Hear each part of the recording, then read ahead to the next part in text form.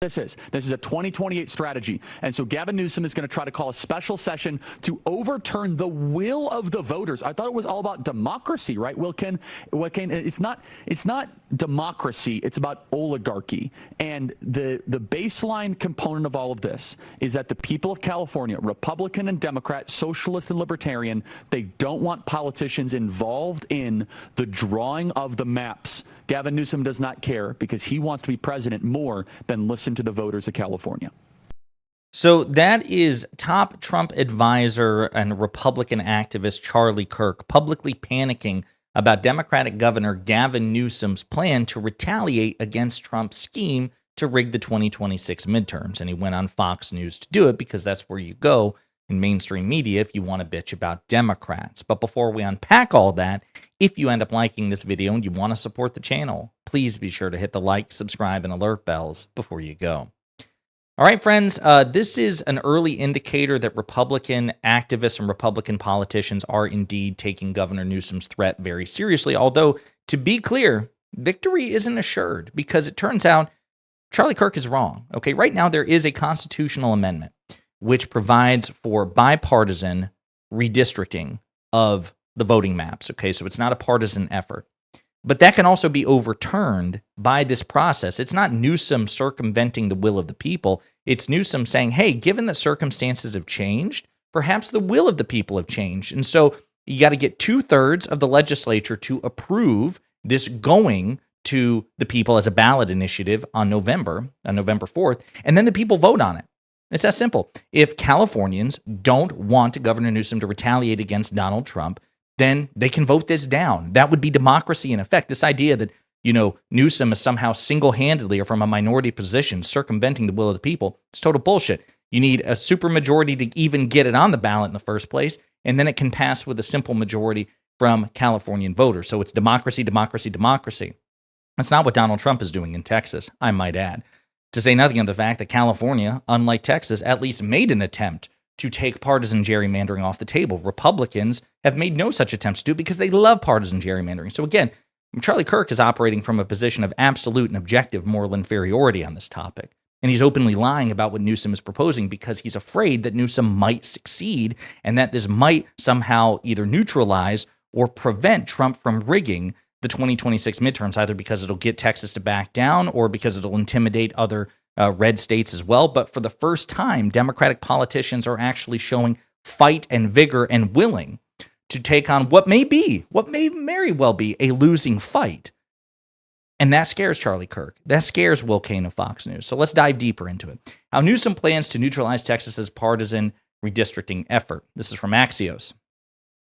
Governor Gavin Newsom and other California leaders said Thursday that the California legislature will introduce and approve the state's response to an escalating partisan redistricting arms race starting early next week. I should also point out, the next thing I'm going to show you, we have the proposed maps.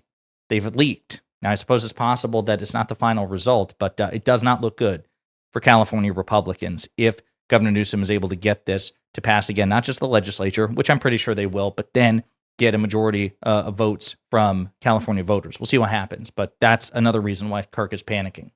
Efforts in blue and red states to pick up seats through gerrymandering could determine control of Congress in next year's midterm election. California's play follows Texas Republicans' effort, instigated by Donald Trump, to redraw its congressional maps to help maintain control of the House of Representatives.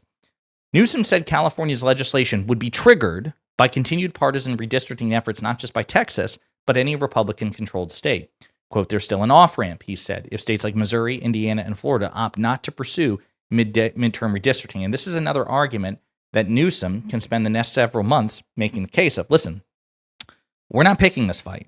We are merely acting in self-defense. Again, I think it's so important to use self-defense metaphors because people viscerally understand this. Most people are not violent. Most people have not been in fights, but they at least understand that if somebody attacks them, they have a right to defend themselves, right? They're not obligated to simply roll over and take an ass kicking. And so if you use this as a metaphor, that's what California is proposing here. It is political voting self-defense. We are not going to initiate gerrymandering to try to screw you over, but if you try to screw us over, we have, of course, every right and every obligation to push back. We do not have the obligation to simply roll over and allow you all to rig the game. So I think that, again, that still confers a high degree of moral superiority over elected Republicans, and Newsom and others can make that case. It's also good that it's not just contingent on Texas, I might add. Quote, we're not waiting and we're not anticipating that these states will be passive, especially with the directive coming from Donald Trump. Newsom said the legislature will approve a legislative package by the end of the week to schedule a November special election for California voters to weigh in on new congressional maps, aiming to create 5 new Democratic seats. The action would require a constitutional amendment, which needs 2/3 approval from the legislature.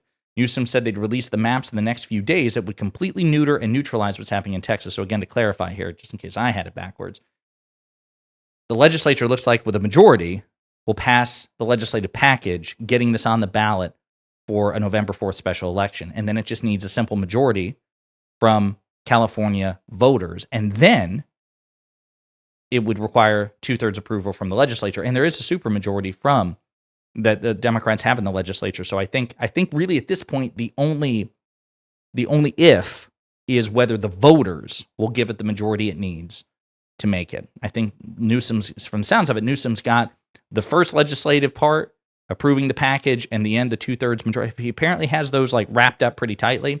It's just whether or not California voters will vote in kind. Politico obtained a draft version of the map, which could create 5 Democratic pickup opportunities and shore up the party's position in 4 more. The 48th district, straddling Riverside and San Diego counties and held by Representative Darrell Issa, who's awful, by the way, would move from a safe Republican to a lean Democratic seat per a party briefing of the map. So let's take a look at that. Lead chart reveals winners and losers in California's Democratic gerrymander. The document offers the clearest view yet of which Republican districts are being targeted. More details on California Democrats' proposed overhaul to the state congressional map are coming to light in advance of the official release of new boundaries.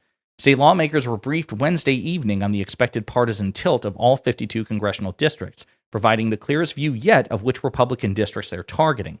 The changes, which are not yet final, were detailed in a chart obtained by Politico and confirmed by multiple legislators and staffers.